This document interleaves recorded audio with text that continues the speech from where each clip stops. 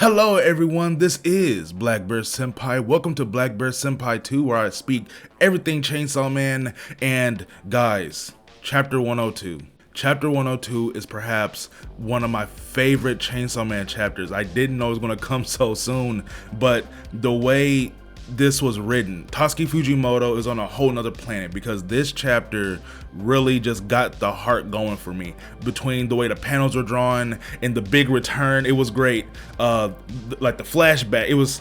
Let me just get into it. Before we do though, please like and subscribe. It helps grow the community and it helps the channel, obviously. And if you have a friend who's into Chainsaw Man or content like this, please share it to them. But yeah, I'm not gonna take any more time. Let's get into this chapter. So in the first pages, it's this large panel, and this is when I knew stuff was just finna get real. It shows a pan on the top of Asa and Yuko running away from the Bat Devil, like towards this woman, and then like immediately under it, I'm just going to show it on screen, I'm sure, it is going to be the Bat Devil pretty much just destroying the structure they're on, and they're all falling forward. Like it is complete chaos, and it's like this perfect juxtaposition between the two. As we see in the chapter, the Bat Devil's fin to eat the other person, but while he's about to feast, Asa sees that Yuko can't move. She's been knocked out. She has something poking through her leg, probably a piece of metal, and she's going to be essentially dead meat if they can't get out of there. This is when Yoru, or the War Devil, tells Asa to just go ahead and kill Yuko and make her a weapon for they can get out of there. And at this point, there was a little bit of tug, because she was like, she wants to live, obviously, but Yuko has truly became her friend. And in this moment, the War Devil is essentially like, hey, like there's very few ways it's going to go, and if you make the wrong decision, then we're out of here.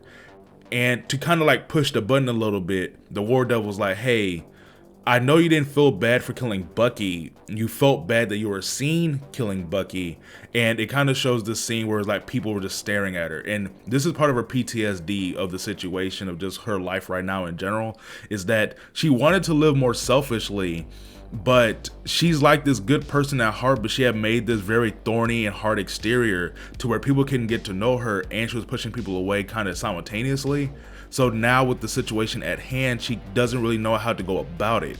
And the unfortunate part is that, yeah, right now she only has one real option to survive. But one thing does change. With her meeting Yuko helping her and everything like that, there's a scene where essentially Asa's like, I'm not asking you to help me, why are you trying to rescue me? Like, is that what you think you're doing? And Yuko's kind of like, my heart's in the right place. And before that, and the reason I wanted to say that first, because the way it happened in the chapter was a little different, and I appreciated it because it kind of gave the backstory to Asa. But she trips while trying to get Yuko out of there, and she's like, oh right, I always trip in the most inconvenient times, which is kind of funny as far as like horror movies, and people always trip when it's just not a good time. But we see for her, this is like a character flaw. like she was taking a birthday cake and she fell into a chair, and then she had fell in the relay race. But the most important time this happened, the most unfortunate time it happened, was when she was with her mom running away from a devil, and she trips and falls because she's trying to save a cat, and her mom then gets her up and pushes her out the way, and then her mom is crushed by a car.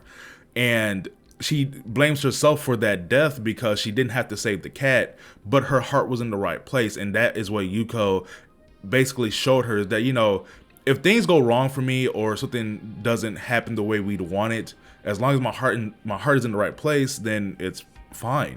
And that pushes her to try to run a little longer. Now she doesn't get away from the Bat Devil, and there are entrapped in its mouth. And the reason I say I won't say swallowed is because as soon as it tries to gulp them down, who comes out of nowhere?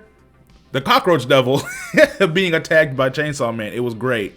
It was such a it was pulse pounding, because I was like, man, I don't know what she's going to do. She's going to end up killing her in the mouth, because Tatsuki Fujimoto is a sick man when it comes to that. This was awesome. And now you have Denji fighting the Cockroach Devil. The Cockroach Devil is like, why don't you help the devils?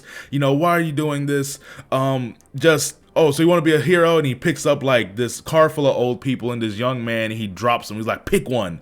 And Denji picks neither and attacks the cockroach devil. And it didn't catch me off guard because that's like complete Denji logic. But then on the other hand, it was the way he did it, because they do show a scene of those people dead. And I was like, man, that's the way to go about it. But then you see that Denji has saved the cat from the cockroach devil. And of course, you know, like the whole thing with power and that whole situation, it was very sweet in a way. And it also showed early in the chapter how, of course, Asa has saved the cat. So cats are pretty important to Chainsaw Man universe apparently. But yeah, with all that being said, we see him defeat the cockroach devil. We don't see much more after that. And now essentially, yeah, we have to wait for the next chapter, chapter 103.